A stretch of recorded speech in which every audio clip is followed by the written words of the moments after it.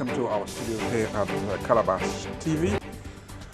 Ambassador, Goodwill Ambassador, Brand Ambassador, Taj Weekes, welcome to Calabash TV once again. Thank you for having me.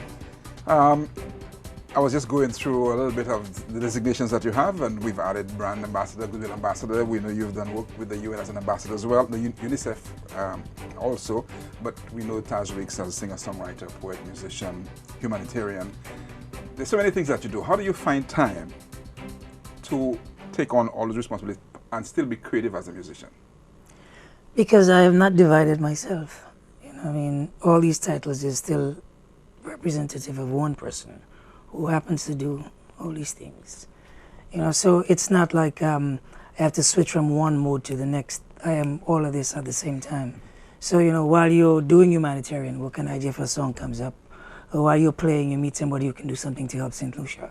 So it just kind of, it all bleeds into one. Excellent. Congratulations on being made Goodwill and Brand Ambassador in St. Lucia for 2020. What did it feel like for the country to be giving you those kind of honors? It's humbling when I look at the crowd of people that I'm in. I mean, Laverne and Sammy and, these people have done incredible work. So it makes you see where you are seen. And it's humbling, but at the same time, we don't do what we do because we thought there would be a Goodwill Ambassador down the line. That didn't exist when I started doing what I started doing. So, I mean, it's wonderful, but at the same time, it doesn't really mean anything in the sense that I am not doing it for anything, but we are truly appreciative. And you're here for a very good reason, the launch of TOCO, the Often Cried Outreach. Talk to us about that as well, because we know you've been actively in St. Lucia in the Caribbean doing work, but we're doing the launch now. Talk to us about why the launch right now. It was my idea, for one, and I appreciate the person who brought it up. But we had been doing the work and we realized there were people who had seen different parts of what TOCO did. There were people who only thought we spayed and neutered dogs. There were people who thought we only did dental work. There were people who thought we only did the Clothesline project. So what we wanted to do was kind of just let people know what was under the umbrella of TOCO, all it is that we had done, and also we wanted to reach out to stakeholders, and also we wanted to bring other charities under to see that we didn't have to be duplicating work and that we were open to working with anybody. So we figured if you launched it and these people came, then we would have achieved the goal that we set out to accomplish. And I think it worked out at the end of the launch. There were people coming and say, "Oh, I didn't know you were doing this. So maybe we can do this together next year. Oh, you guy who did this, I didn't know, so." And some people said, "Wow, we didn't know you did all of this. So now if you come to us," because we've never been asking for really any funding in St. Lucia. So now people are saying, "Well, yeah, let's do this together." So yeah. And so I think people can contribute to TOCO. You can donate as an individual, as a corporation? Yes, you can. You just go to the website, which is theoftencryoutreach.org, and the donation page is right, and you can jump on it. Is that how you fund all your activities? Because there's so much that you do. Yeah, no, but most of the activities were funded by music. That's kind of how we started. Even when looking at the film, I too was a bit surprised as to how much we had done, because again, there's nothing like we jumped in this without any plan. We just started doing what felt good, and we've come this far. So you're a musician, you write, you perform, you tour, there's so much that you do. What happened that caused you to say, listen, I need to get TOCO going, I need to get into this cause, I need to start something? Well, I was given more than I needed. It's...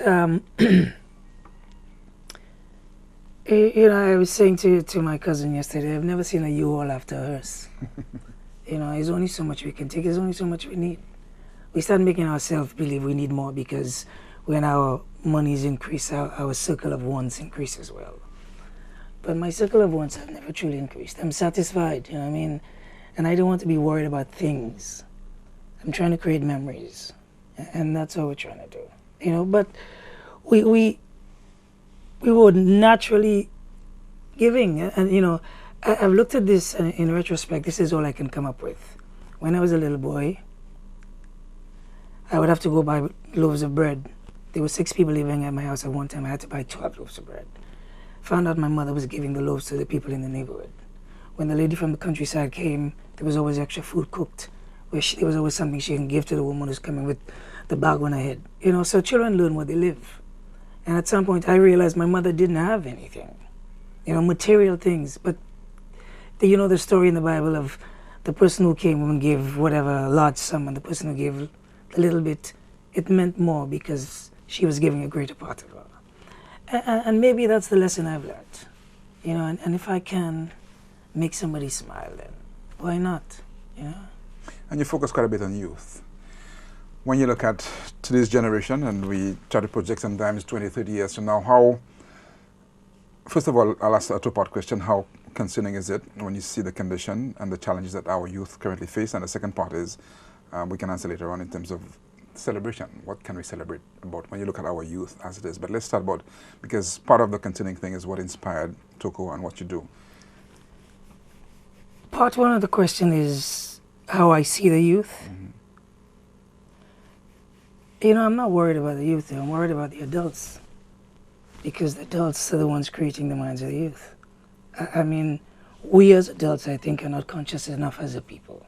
I liken this to how I see some people that I know in the US.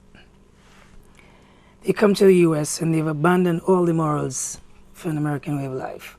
And in the process, we're no longer disciplining our children. And I'm not talking about physical discipline. We're no longer talking to them. I think after people get to a certain place in life where they've gained so many things, with the things, it seems, comes that lack of, I need to put you in the right place. If it's not broken, we don't have to fix it, you know? So I believe that the adults have to get themselves straight. And then if we do that, the kids will follow.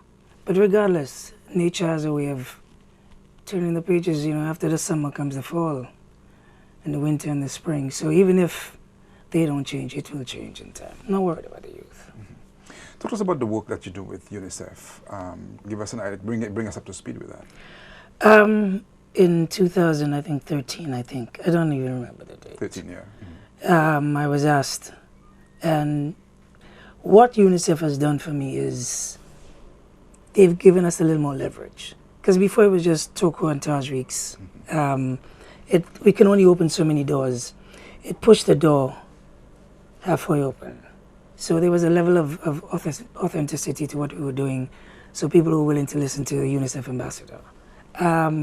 But basically that's it. That's it. We jump on some of the programs they're doing and we try to give it some legs in places that probably couldn't get to, you know, because UNICEF is massive. Sometimes the small places, big things cannot get into. But you know, that's it, leverage. They're giving us leverage. And you focus quite a bit on health as well. Yeah, because more so in St. Lucia than any place else, because, listen, I tell people there's only one set of money, you know. If half of that money goes towards health, everything else suffers, you know. So we have to look out. We have to look out for each other because, I mean, diabetes is taking us out. We started a documentary 6 years ago, and 6 years ago to today, nothing has changed. And the numbers keep increasing. I mean, we're having type 2 diabetes in 6-year-olds. And if we don't see that as a crisis, I don't know what crisis is. You know? How do we wake up the nation and our policymakers to that daunting reality? The people have to realize that they're in charge. Unless the people realize they're in charge, we can't change them people. Because if a man gets in power and all of a sudden you figure, or woman, whomever, and figure, you know, we are only the lumpen proletariat, then why should they do what we need them to do? But if we let them know they're working for us, you know. But we just need one little spark to wake the people up, to let them know that we need to keep these people accountable. We have to hold their feet to the fire. If we put them there to do something, they need to do it, you know? And, you know, because if you listen to confusion long enough, it starts to make sense. So, yeah, man, that's it. When you engage the youth, and that's why I wanted to focus a little bit on the youth as well, because they obviously will be the ones, the policymakers of the future. They have to start shaping policy now, because they will be inheriting quite a bit. I know you understand, I know what you said about the adults now have to take some responsibility. But when you engage the youth, how, just from your conversations with them, do you get a sense that they understand that they have a responsibility themselves to start shaping the future that they want? Well, you know, some of them know, because the millennials, I have a few of them at my house. You know, I think what we've done, where we've gone wrong with these kids, is we've made them think that they were better than they really are. You know, so if you keep we're giving trophies to kids who didn't even participate just because they signed up, and we tell them all they're great. But when they get in the real world and it hits them that they're not as prepared, then everybody's all depressed. And you know, we have not prepared them enough, but they will get there. You know, they will get there through their bruises. They will get there, but we've not prepared them. They're not, I think, as keen as we were. They're keen in different things, but not as we were of the world that we lived in when we were growing up. But they'll come around to it. Because some statistics I saw from the US, I'm sure probably Senator is not very far behind in terms of the next generation, that they will have a serious health issue, which is obesity. And I think I was reading somewhere that probably there'll be 40,000 deaths a month related to that. That obviously is an issue with us in the Caribbean as well. And I'm happy that you're focusing on sports to get the youth active and the health part of it as well. And the other critical issue is environment. We see what happens with the environment, climate change, and so on. And is that an area too that you have been engaging the youth on as well? Well, we did, in 2015, we did a song called 1.5. We did with Boo and some other people. Last year, they came to me and I did it with some international reggae artists, Kenyatta Hill, Culture Son, Guidance Silk's brother, I don't remember the other, Bushman, and a couple other people. Also COP21. Yeah, so, I mean, we're always talking about this. The question comes up because in 2008 I did a song called Dark Clouds, which was focused on climate change. Spring comes early, autumn is late. So, you know, the conversation always comes up. And then the kids are kind of saddened that they have not done anything to deserve this, you know. And, I mean, I hope we never get to the point where it's actually too late. And it's sad that we, small island emerging states who have done little or nothing to create this, are the ones who are going to suffer. And it's frightening. We're all out on the brink. But yeah, man, the kids are truly aware of that. I think they're actually more vocal than we are as the adults. You know, so on that front, I'm not worried about them. I think they're going to be fine. You know, it's even on the health. I think they're more, and I think statistics show, the people are more health conscious now than they were then. I think we probably have more ways to track people's health than we did back then. You know, so we're going to be all right. We're going to be all right. We're truly going to be all right. It cannot end. It cannot end. It has to continue. Yes, the tone of an ambassador will be okay. Yeah. But we know we have serious realities now. And you did mention that you have focused on climate change issues. I think in Waterlog, Soul Kitchen, you did talk about some of those issues, New Orleans and so on. So there is that connection that's always been in your music. But sometimes you keep worrying because we're having COP26 in London this year, and we keep, every report we put out is worse than the last one. And as if we're almost celebrating the worst report. If the report isn't bad, then, you know, it's not really bad. But we'll see this year, it's Glasgow hosting it, so we'll see what happens there. Since we had segued into music and so on, bring us up to speed with your music. Up to speed, we're finished we did our last album, To All My Relations, last year. And To All My Relations came out of my experience from Standing Rock to Cuba. We were on tour and we ended up in Dakota, and one of our friends knew of Standing Rock gathering. We went to Standing Rock, and when we got to Standing Rock, the FBI sharpshooters were up on the hill with guns pointed down. It was minus 25 degrees, the coldest I'd ever been in my life. You know, the wind was literally taking my breath away. But we went in and we played music for the people at Standing Rock. And we vowed to bring winter coats for everybody at Standing Rock. we continued the tour in Canada. When I got back to New York, Standing Rock, I burnt down Standing Rock to the ground. I left Standing Rock and I went to Cuba, and between that time, we wrote about 85 songs. And we put it on, and we called the album To All My Relations, because while we were at Standing Rock, there were people from all around the world. And they said prayers, and every time they said a prayer, the prayer went out to all my relations. And I like the idea of a prayer that wasn't for Jesus or for Selassie or for Buddha, you know, or for Muhammad. It just included everyone, you know, and I like the idea of To All My Relations. So we named the album To All My Relations. I did it with a friend of mine, Sydney Mills from Steel Pulse. And it's doing well. But now we're back in the studio with a brother called Joe Blaney, who did our first album. He was the brother who did Princess Love Sexy. He did an album for Keith Richards of the Rolling Stones. And he did Lauryn Hill's last acoustic album. So we're in the studio working on a different kind of album, not that much of a reggae album. Because I don't know if you know, but reggae sales does not really exist. It's so little compared to what everybody else is making. In the Caribbean, yeah, we might be famous, but in the rest of the world, the sales in reggae music is dwindled to next to nothing. If, you know, a million years later, Bob Marley's still the #1 seller. Yeah, so. But yeah, so we're working on something new, and I'll actually give you the name of the album. The name of the album is called Damascus Road, because I thought Paul found enlightenment on the road to Damascus. It's a different vision, a different route, so we call it Damascus Road. Yeah. Interesting what's happening with Damascus right now as we speak. Turkey and Syria try to figure it out. These are frightening times as well, because globally, and we look forward to, you have a time frame for the album before I get to the other question? Not this year, next year, early next year. Yeah. So you take like sometimes 2 or 3 years between albums? Yeah, but you know, the thing is, there are lots of albums already written. Sometimes we just dip into them, you know, because I think we've already written probably the next 6 albums, you know, so. And in terms of the messaging, and this album is going to come out in a year or 2? It's not going to be as political. It's more introspective. Yeah, it's me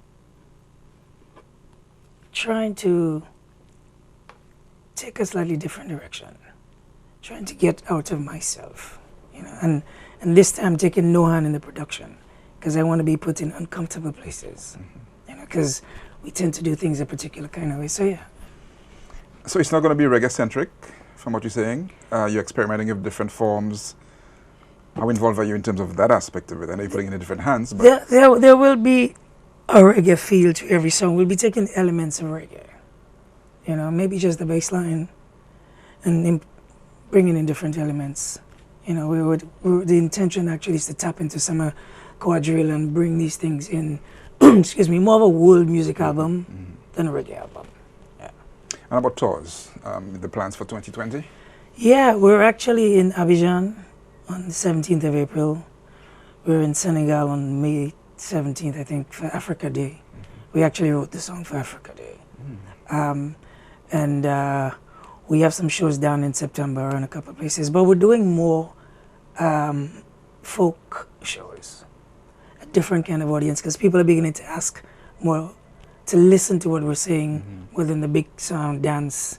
So we've kind of toned down the band. It's 4 people traveling now, you know, and we're doing those folk shows. Because you mentioned you're working with a musician who's done some work with Lauryn Hill Acoustic. There'll be more of that kind of an acoustic feel to it? Yeah, we want to bring in standing basses and you know, cellos and violins into reggae. You know, with an underlying reggae feel and then all kinds of elements on top of it. I think in order to remain, in order to grow, in order to remain creative, you have to grow, and vice versa. So, I mean, reggae hasn't been done already. Why not try to do something else? Yeah, and it has to evolve. It's music. I know as an ambassador, you sounded pretty positive a while ago when I asked an ambassador that's supposed to be anyway.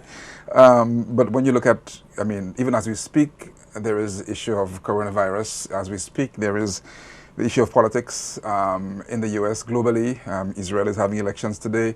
And like everything is Britain's Brexit and so on. As a musician, as a poet, as a writer, I guess it's a rich material, but for you, what are the things that concern you about what's happening?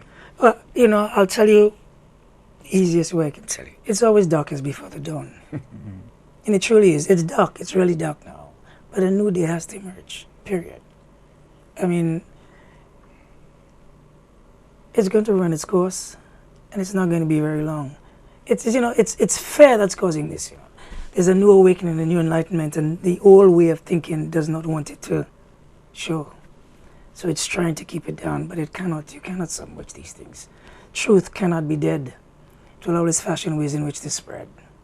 Truth cannot die. It will spread its wings and learn to fly. So yeah, that's all it is. I must ask you about the Clothesline project, because you've been involved in that. That's an issue too that's not going away. In our reality here, as well in St. Lucia, and you've been very vocal in terms of promoting the Clothesline project. As the ambassador, you see any silver lining there, or what is it that we need to do, the kind of work that we need to do? Well, I'll tell you what I think we need to do. We need to raise better men. See, if we raise better men, we won't have to worry for our daughters, period. So everybody is responsible.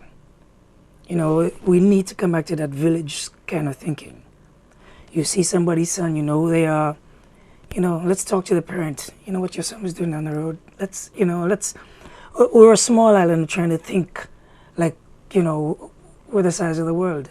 We need, and even the big metropolitan cities are trying to find villages among themselves. And we have it. We have to teach our parents, men and women, to raise better men. Then we won't have to worry about our daughters. And there will be no need for a Clothesline project. We're in the month of March, which is Women's Day, and I'm sure there are a lot of other issues, activities coming up during the month of March to celebrate women and also to draw attention to some of these issues that you just mentioned as well. As a St. Lucian, and you look at the headlines, and I'm sure even while you were here, it happened again, that, you know, violence continues to be on the rise. What are your thoughts on how, where we at as a country celebrating 41 years of independence? Well, I'll tell you what. I think we all have the ability to do good and do bad. You know, it's all, we just kind of have to make sure that we seek our higher selves from all ourselves. But the people who lead us have to lead us. If you take on the role of a leader, you have to lead. You know, in all ways.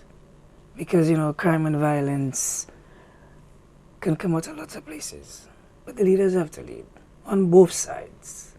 Not some guys lead and other guys follow, and when, you know, one person is on top, he says one thing, when he's on the bottom, we all have to lead. We all have to set the examples. Government have to set the example. Civil society have to set the examples too. We as parents have to set the examples. And unless we get to that point, there'll be no solution to it. Because we keep thinking, you know, there's a great God will come from the sky and make everything. That's not happening. You know, my mother was waiting for it, it didn't come. And her mother before was waiting for it, didn't come. We have to make the change. And we just have to look in the mirror and make the change. You know? Until then, it will be what it is. That's our Goodwill and Brand Ambassador, Taj Weekes. Certainly very good. One quick question. I noticed when I was going through your site, I saw June 11th as the Taj Weekes Day in Buffalo. Yeah. What's that about? The mayor liked the work we had been doing everywhere. So we were invited up, and the joke about Taj Weekes Day is I wasn't told the day was mine until 4 o'clock in the afternoon. Wow. So I was like, the day was almost if done. I knew that was my day, I would have walked into restaurants and demanded food. No, but yeah. No, it was, I think it's Mayor Byron Brown. Yes. He was truly appreciative of the work we had done universally. I mean, because we do work in Africa, we do work in Trinidad, we do work in Dominica, we do work everywhere. You know, we don't keep putting it up every time we do it, you know, but we do it. And he found out and read the lyrics of what we had been talking about, and had Taj Weekes Day, June 11th. And we do appreciate what you do, Taj, in St. Lucia and around the world. You make us extremely proud as a humanitarian, as a musician, a singer-songwriter, as our Goodwill and Brand Ambassador. We're certainly very happy that you are among the persons chosen, and we think you will see a lot more of you now that you have those official designations. Yeah, it was funny when we were at Government House. the PS said, Your Excellency, Taj Weekes. And I was slow to get up because I was looking for him behind me, you know, but it was, yeah, no, man, it's wonderful. We truly appreciate it. Yeah. We'll hear a lot more from Taj Weekes, and we certainly look very excitedly forward to your next musical project as well when that comes out. But we appreciate you giving us the time here. And we didn't get, there's so many things that you do with Spay and Neuter. There's so much that you do sometimes. That's why I asked the question first about the time that you have to get creative when you have so much happening. But I guess that's what gives you the fuel and the fire to keep going. Yeah, and I have a wife. Yeah, I have a wife. A wife whom I love very much. And she brings you center. She gives you center. You know, she puts you on point. So you remember to do the things you need to do. Excellent. Yeah. Taj, we appreciate you being here. And all the best to you and for and your project for the next for TOCO for the next year and beyond. Thank you so very much for having us.